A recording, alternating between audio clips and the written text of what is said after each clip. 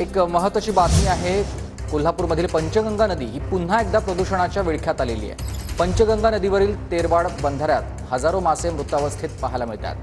तेरवाड बंधारा परिसरात दुर्गंधीचं सध्या साम्राज्य पसरलंय। पंचगंगा नदी काठावरील अनेक गावांमध्ये कावीळची साथ देखील आलेली आहे।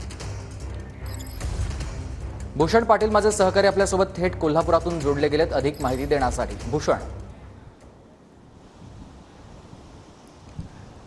नक्कीच कोल्हापूरची जीवनदायिनी म्हणून ओळखली जाणारी पंचगंगा पुन्हा एकदा प्रदूषणाच्या विळख्यात सापडलेली आहे। मी आता आहे पंचगंगा नदीवरील शिरोळ तालुक्यातल्या तेरवाड बंधाऱ्यावर आणि इथली दृश्य आपण बघू शकतो। बंधारा परिसरामध्ये किती मोठ्या प्रमाणावर मासे जे आहेत ते मृत होऊन पडल्याचं पाहायला मिळते। गेल्या 4 दिवसापासून हे चित्र सध्या तेरवाड परिसरामध्ये पाहायला मिळते आणि त्यामुळे या ठिकाणी मोठ्या प्रमाणावर दुर्गंधी आहे ती देखील पसरल्याचं पाहायला मिळते। आणि या सगळ्यामुळे नदीकाठची जी काही गावं आहेत शिरोळ तालुक्यातली त्या गावातील लोक